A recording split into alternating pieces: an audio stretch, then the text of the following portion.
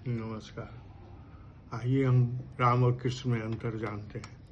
राम और कृष्ण एक ही हैं। भगवान अलग अलग अवतारों में जब जैसे आवश्यकता होती है वैसे लीला करते हैं। नासमझ वाले लोग जो राम जी के उपासक हैं वे कृष्ण के बारे में सोचते ही नहीं।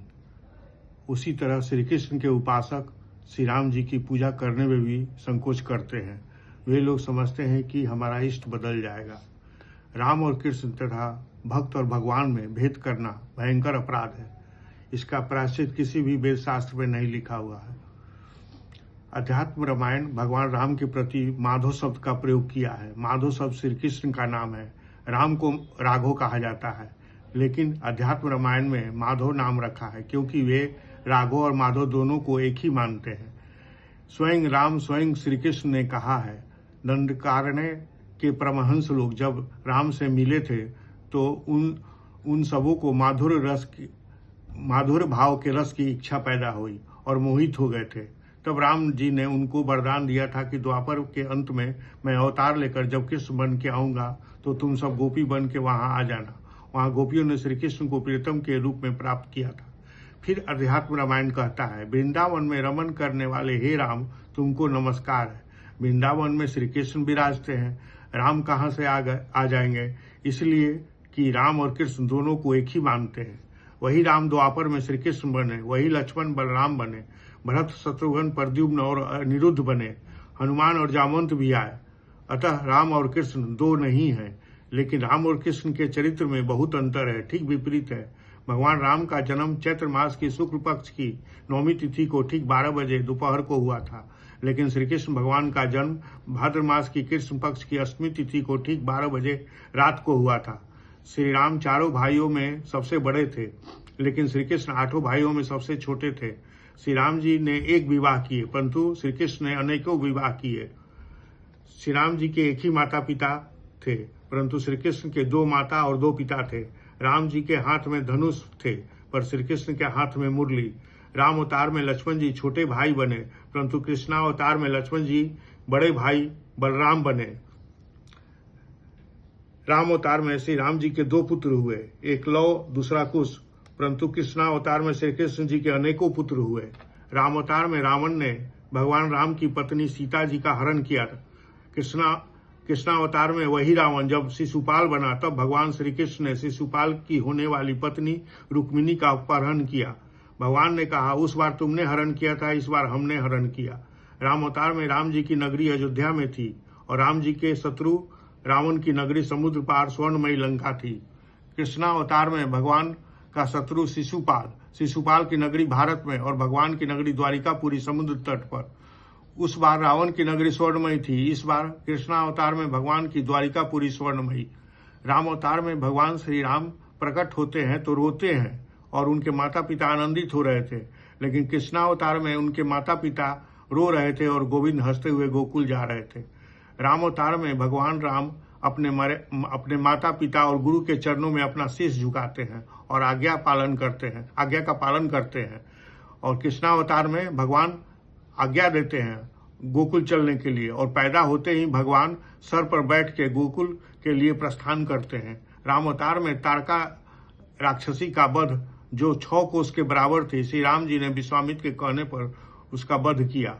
उस समय उनकी उम्र 14 साल थी। और कृष्णावतार में श्री कृष्ण पुतना राक्षसी जो 6 कोस के बराबर थी अपनी आंख बंद करके उसको मारे।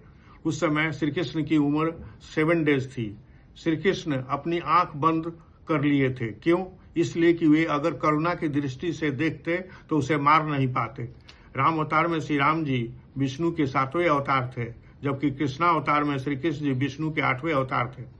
श्री राम जी सूर्यवंशी थे और 12 कलाओं से युक्त थे। श्री कृष्ण जी चंद्रवंशी थे और 16 कलाओं से युक्त थे। राम अवतार में भगवान श्री राम जी के नेत्र शांत, स्थिर और गंभीर दिखाई देते हैं, पर कृष्णावतार में श्री कृष्ण जी के नेत्र चंचल और प्रेममयी दिखते हैं। वे परमहंसों के मन को खींच लेते हैं। श्री रामचंद्र जी का चरित्र हम लोगों के लिए अनुकरणीय है क्योंकि वो मर्यादा पुरुषोत्तम है, परंतु श्री कृष्ण जी का चरित्र परमात्मा की लीला है, हम लोगों के लिए अनुकरणीय नहीं है। राम अवतार में भगवान राम प्रजा के हित को ध्यान में रखते हुए मर्यादित जीवन बिताते हुए अनेक कठिनाइयों और संघर्षों का सामना किए, परंतु कृष्णावतार में भगवान श्री कृष्ण माधुर भाव और प्रेम रस का ज्ञान बिखेरा। रागिनी शक्ति का भी सार होता है एक, उसी को प्रेम कहते हैं। यह अलौकिक प्रेम है जिसको दिव्य प्रेम कहते हैं, संसार वाला प्रेम नहीं। बहुत लोग मन के अटैचमेंट को भी बोल देते हैं प्रेम।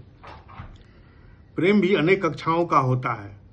पहला स्नेह, उससे ऊपर मान, उससे ऊपर प्रणय, उससे ऊपर राग, उससे ऊपर अनुराग, उससे ऊपर भाव, उससे ऊपर महाभाव। ये अंतिम कक्ष में आता है। गोपियां महाभाव पर गई थी, गोपियां महाभाव का रस पाया था। वो रस लक्ष्मी जी को भी नहीं मिला, वो भगवान की श्रीमती है। केवल उस जीव को मिलता है रस महाभाव का जो माधुर भाव हो और निष्काम हो, जो श्याम सुंदर के सुख के लिए प्रत्येक क्षण वर्क करे, अपना सुख स्वप्न में न चाहे। इतना सुख पाने वाली गोपियां महापुरुषों में टॉप पर थी और उनके लिए नारद जी ने 84 सूत्र बना दिए। उसमें एक सूत्र यथा ब्रज गोपिका नाम था। भागवत 10वें स्कंद के 31वें अध्याय का 15वां श्लोक। गोपियां कहती हैं, दिन के समय जब आप वन में गाय चराने जाते हो तब तुम्हें देखे बिना हम लोग के लिए एक क्षण युग के समान हो जाता है, और जब तुम संध्या के समय लौटते हो तथा घुंघराली अलकों से युक्त तुम्हारा परम सुंदर मुखार बिंद हम लोग देखते हैं तो उस समय पलकों का गिरना हमारे लिए कष्टकारक हो जाता है। हम लोग ब्रह्मा को गाली देते हैं कि इन नेत्रों के पलकें क्यों बनाई। दर्शन करने में बहुत डिस्टरबेंस करता है ये पलक, कभी ऊपर कभी नीचे। वेद व्यास ने जितने भी शास्त्र पुराण महाभारत के 4 लाख श्लोक हैं उसमें सबसे प्रथम श्रेणी पर यह श्लोक है जो मैं कहने जा रहा हूं। इस 19वें श्लोक में जो गोपियों ने कहा पूरे भागवत में अद्वितीय है। 10वें स्कंद के 32वें अध्याय का 19वां श्लोक। यते सुजात चरणाम्बुरुहम अस्तनेषु भीता शनै प्रिय दधीमहि कर्कशेषु तेनाटवी मटसी तद व्यथते न किंस्वित कुरुपादिभिर्भरमति धीर भवदायुषाम न। गोपियां कहती हैं, हे श्याम सुंदर, जब हम अत्यंत वियोग में व्याकुल होते हैं तो तुम्हारे चरणों के तलवे को स्तन पर रखती हूँ, धीरे से रखती हूँ कि मेरे कड़े कड़े स्तन आपके कोमल चरणों में चुभ न जाए। इतना ध्यान रखती हैं गोपियां और कहती हैं, हे श्याम सुंदर, मेरे प्राणनाथ, हमारा जीवन तुम्हारे लिए है, हम लोग तुम्हारे लिए जी रहे हैं, हम लोग तुम्हारे हैं। फुट फुट कर रोने लगी। तब ठाकुर जी द्रवित होकर प्रकट हो गए और कहते हैं 10वें स्कंद के 33वें अध्याय का 22वां श्लोक। गोपियों, यदि मैं अमर शरीर से, अमर जीवन से अनंत काल तक तुम्हारा प्रेम, सेवा और त्याग का बदला चुकाना चाहूं तो भी नहीं चुका सकता। मैं जन्म जन्म के लिए तुम्हारा ऋणी हूं।